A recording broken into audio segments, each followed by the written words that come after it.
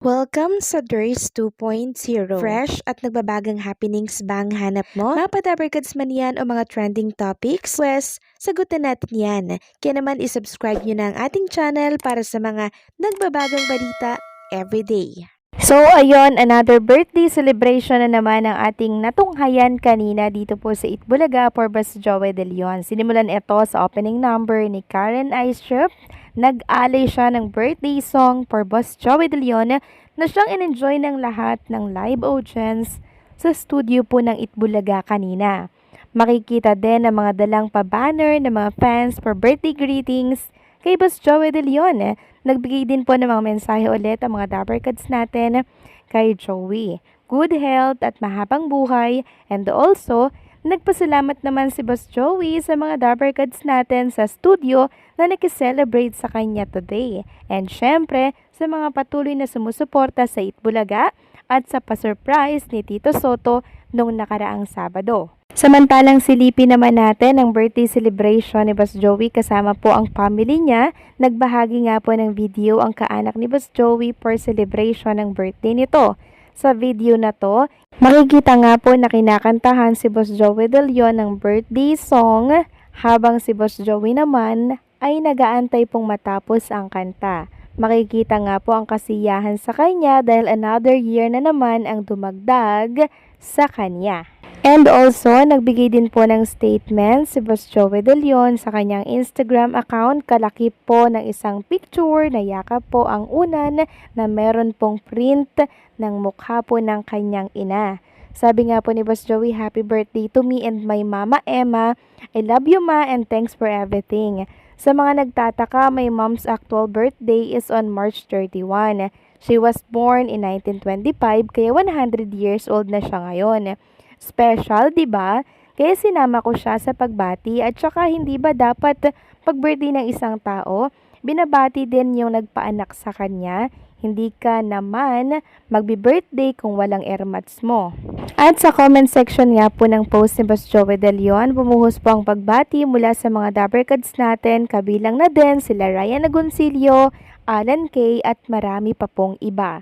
Happy birthday, Boss Joey De Leon. Samantalang, bumuhos din po ang pagbati sa birthday ni Jerome Ibardome kahit na ito ay October 16 pa. Marami na po ang advance na bumabati sa kanya sa isang community. Sabi nga dito, "Happy birthday to you, iconic Jerome. Stay humble always while soaring higher and higher each day. Always be grateful to God for all the blessings received."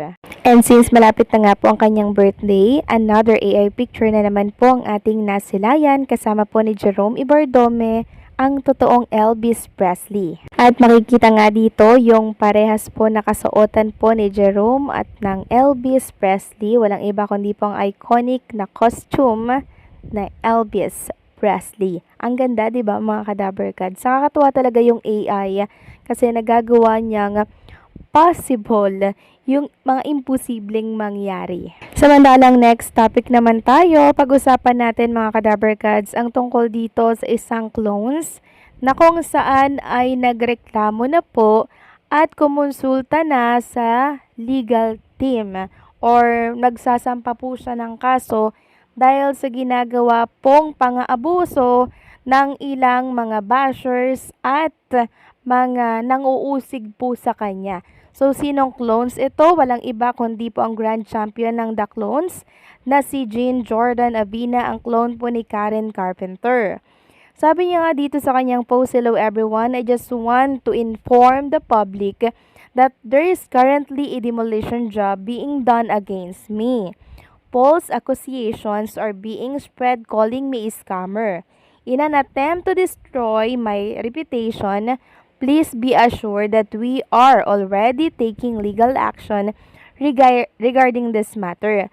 So, inaakusahan po itong si Jean Jordan ng scammer, manloloko. 'Di ba? Paninira po 'yon. And syempre, ano 'yon? Cyber libel 'yon, mga Kadabarkads. Kaya mabuti na lamang at kinonsulta na po ito sa abogado ni Jean Jordan at pwede pong masampahan ng kaso ang nagpapakalat nito maging yung naninira po sa kanya.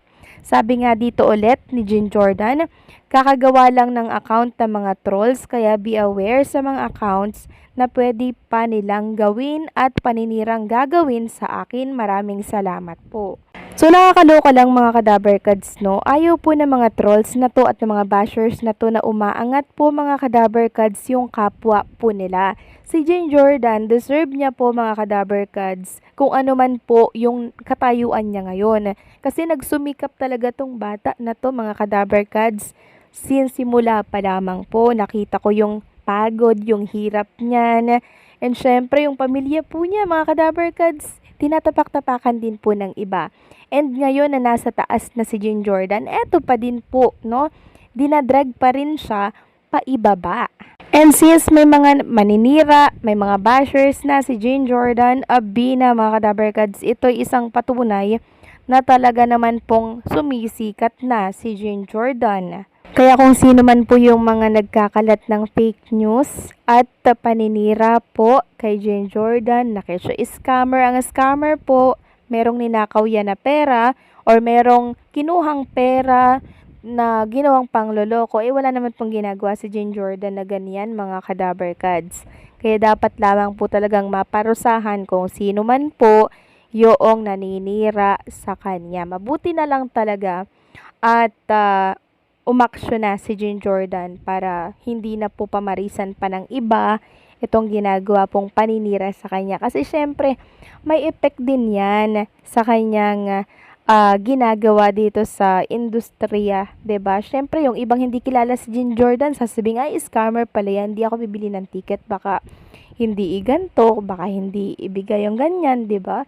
So, makaka-apekto po yun sa mga gig, sa mga concert in the future ni Jean Jordan. Kaya ngayon pa lang, nabuti po at nag-take ng action si Jean Jordan Abina. And mananagot yung dapat managot dahil hindi naman talaga pwedeng gawing biro yung mga ganyang paninira mga kadabarkads. Kailangan talagang may managot dito dahil hindi po biro yung binabato nilang paratang kay Jean Jordan. Laban lang Jean Jordan at gawin mong inspirasyon ng mga bashers, mga trolls na yan dahil ayaw nila na nakikitang sumisikat ka at talaga namang umuusbong ang iyong karera. Ipagpatuloy mo lang yan. Dahil nakikita ko naman na mabait itong si Jean Jordan and also alam ko mga kadabarkads na deserve niya talaga itong spot na nakuha niya ngayon. Kaya go lang Jean Jordan. Samantalang si Jerome Ibardome naman mga kadabarkads ay naglabas po ng video statement para po sa isang page sa Facebook. Nagpapasalamat po siya sa Magnetic Icon na page na kung saan ay lagi po sumusuporta sa kanya at sa pop-up po na YouTube channel na lagi din po nagpo-promote ng bawat project ni Jerome Ibardome. Congratulations, Jerome Ibardome. So hanggang dito na lamang po ang update natin. Maraming salamat po sa patuloy na pagsuporta.